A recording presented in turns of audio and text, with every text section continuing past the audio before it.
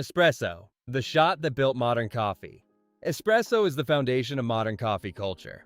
It's a small, concentrated shot made by forcing hot water through finely ground coffee beans at high pressure. That pressure creates the rich golden foam on top called crema, one of the signatures of a properly made espresso. The word espresso roughly means pressed out in Italian. And even though the drink is tiny, there's an insane amount of precision behind it. Grind size, water temperature, pressure, extraction time.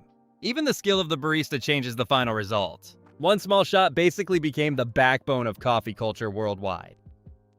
Latte, the coffee drink that took over the planet. The latte is one of the most popular coffee drinks on Earth. And honestly, it's easy to understand why. A latte mixes espresso with a large amount of steamed milk and just a thin layer of foam on top.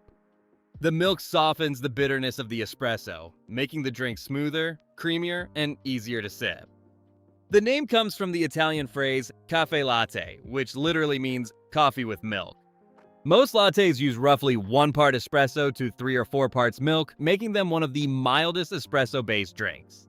And latte art? That exploded during the specialty coffee movement in Seattle during the 1980s before spreading across the globe. At this point, the leaf or heart on top of your latte is basically part of coffee culture itself.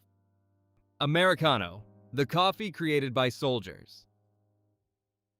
The Americano exists because American soldiers thought Italian espresso was too strong.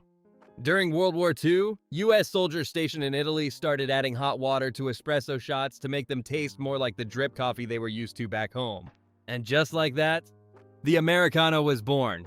It's basically espresso diluted with hot water.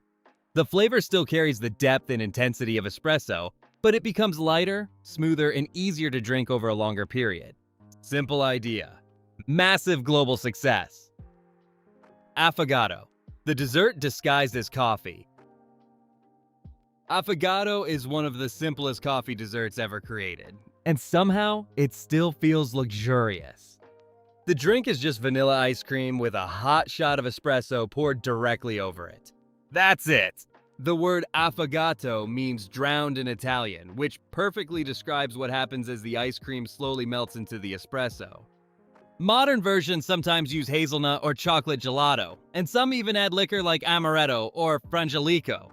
But at its core, it's just hot coffee colliding with cold ice cream in the best possible way.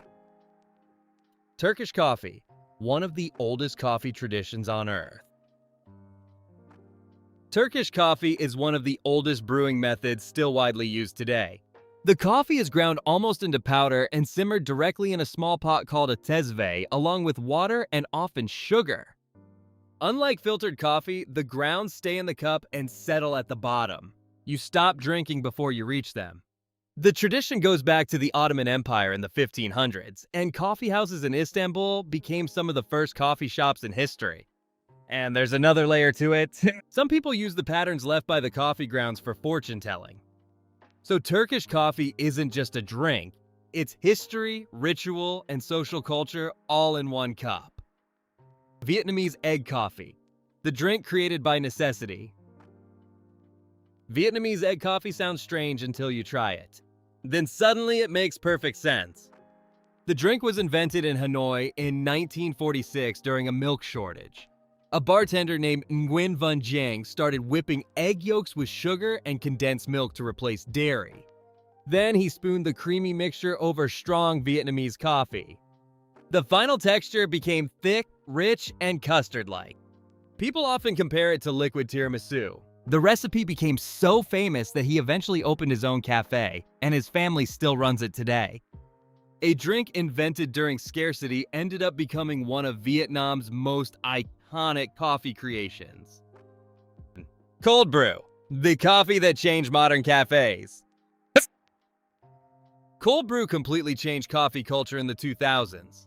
Unlike regular coffee, it's brewed slowly using cold water instead of hot water. And the process takes forever, usually between 12 and 24 hours.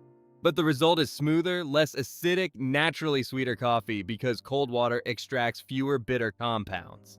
And importantly, cold brew is not iced coffee. Iced coffee is just hot coffee poured over ice. Cold brew is made cold from the beginning. It exploded commercially around 2015 in the United States and rapidly spread worldwide.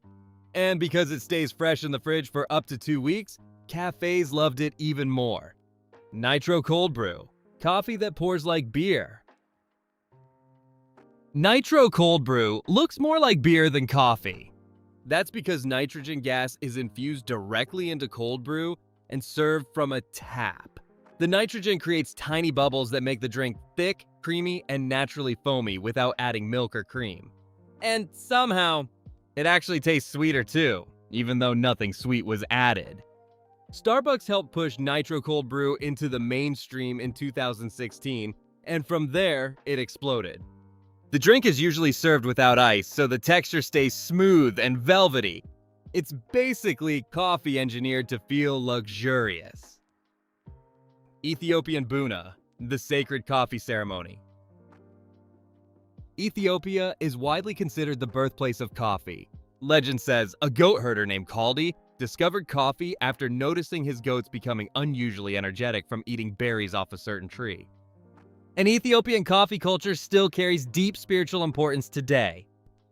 The traditional Buna ceremony can last for hours.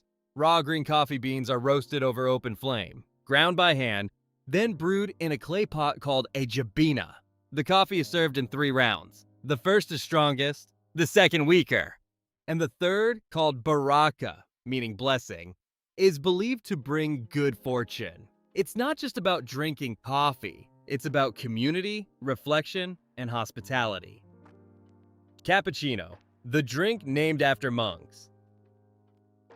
Cappuccino gets its name from the Capuchin Friars, a Catholic religious order.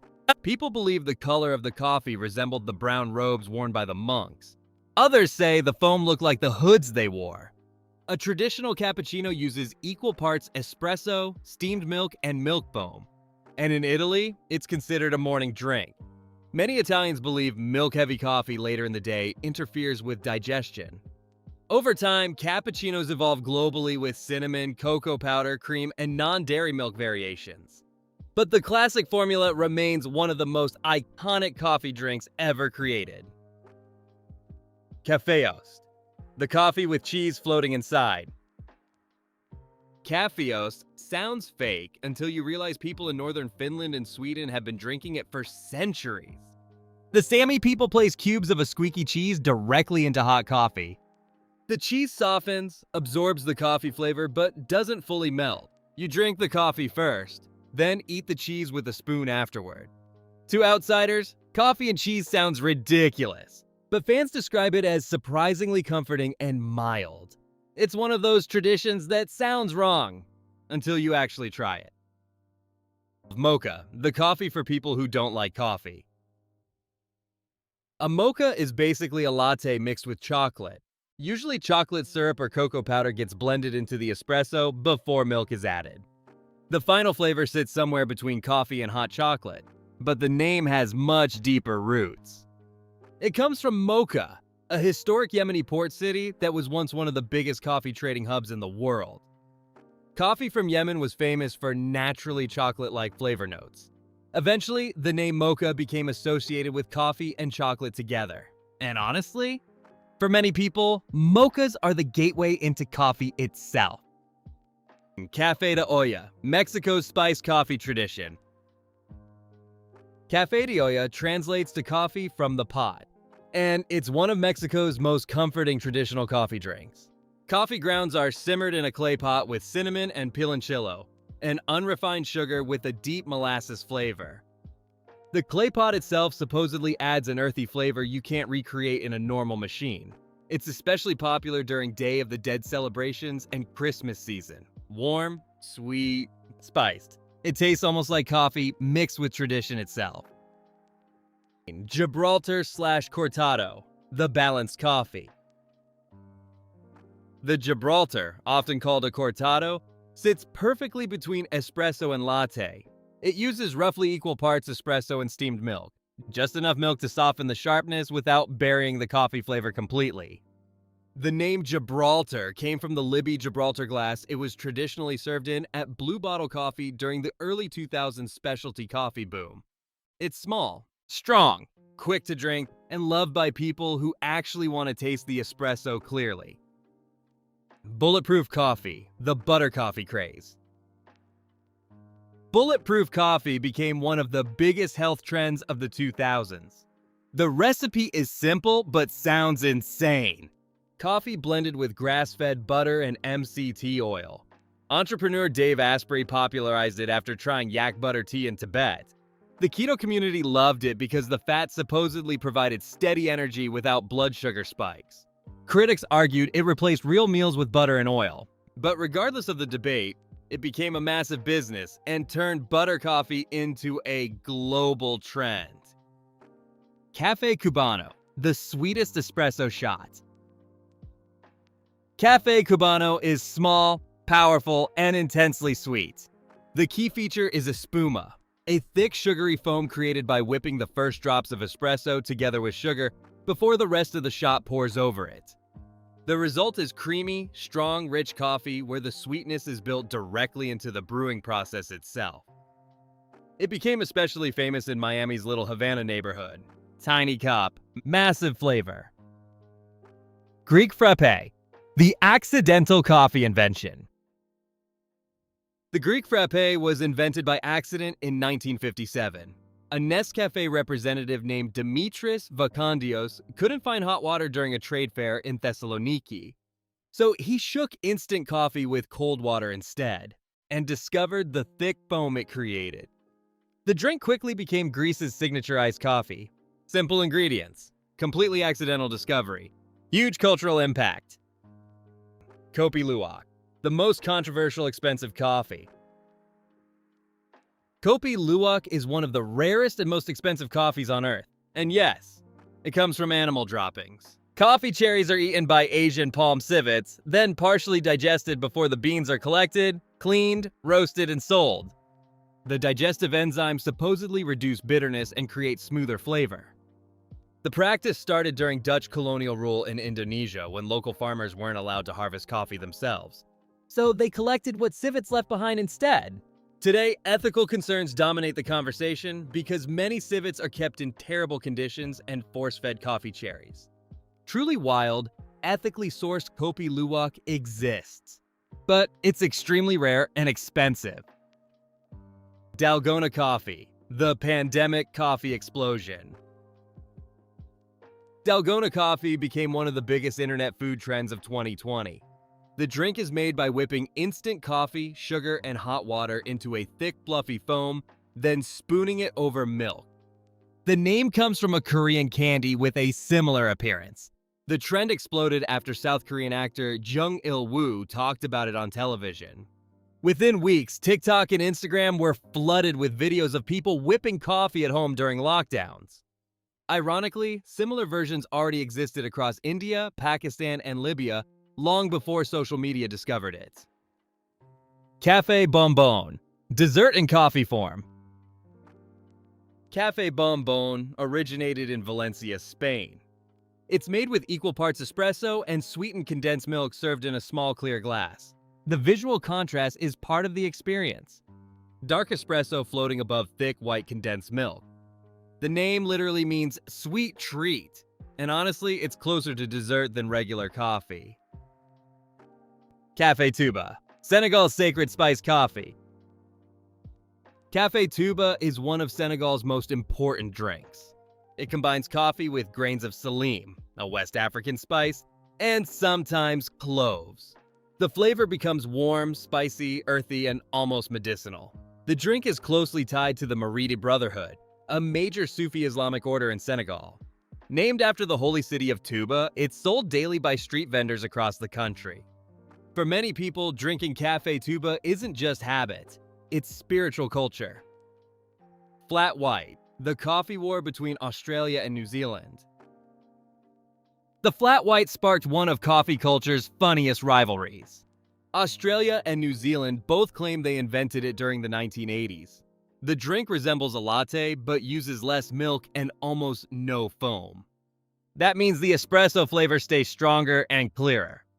The milk texture is silky and smooth rather than fluffy. Starbucks introduced it globally in 2015, exposing millions of people to it for the first time. It became the perfect middle ground between espresso intensity and latte comfort. Mazagran, the original iced coffee. Mazagran is often considered the original iced coffee. It dates back to French soldiers stationed in Algeria during the 1840s. Running low on milk, they started drinking coffee cold with water and sugar instead. The habit spread back to France and evolved into different versions. In Portugal today, Mazagran often includes espresso, ice, lemon juice, and sparkling water, which basically makes it taste like coffee lemonade. Weirdly refreshing, especially in summer. Yuan Yang, Hong Kong's tea and coffee hybrid. Yuan Yang mixes coffee and milk tea together, usually 1 part coffee to 2 part strong Hong Kong milk tea. The name comes from Mandarin ducks, which symbolize 2 completely different things paired together. The drink became popular in Hong Kong's Cha Chan Tang diners during the 1950s. Working class energy in liquid form. Tea and coffee together sounds strange, but somehow it works perfectly. Arabic coffee, the drink of hospitality. Arabic coffee, or kahwa, is deeply connected to hospitality across the Arab world. It's usually brewed from lightly roasted Arabica beans with cardamom and served in small cups called finjan. Traditionally, it's prepared in a dala coffee pot. The drink traces back to Yemen and the historic port city of Mocha. UNESCO even added Arabic coffee traditions to its intangible cultural heritage list in 2015. Serving kahwa isn't just offering caffeine, it's offering respect, generosity, and welcome. Scandinavian egg coffee.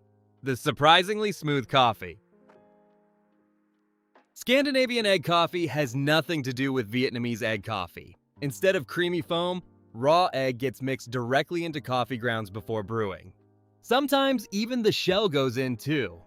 During brewing, the egg binds to bitter compounds and oils, then coagulates into a clump that floats to the top. What's left behind is incredibly smooth, mild coffee with surprisingly little bitterness. It's spread through Scandinavian immigrant communities in the American Midwest and still appears at church gatherings and community events today. It sounds horrible on paper, but people who try it are usually shocked by how clean the flavor becomes. And when you really look at coffee culture around the world, it's insane how one plant evolved into so many completely different drinks. Some became sacred rituals, some were invented by accident, some were born during war, some use eggs, some use cheese, and some literally come from animal digestion. But now I want to hear from you. Which coffee shocked you the most? Turkish coffee? Vietnamese egg coffee? Kopi Luwak? Cafe Tuba? Or the weird Scandinavian egg coffee? Drop your thoughts in the comments. And if you enjoyed this video, don't forget to like, subscribe, and stick around. Because there are even crazier food and drink stories coming next.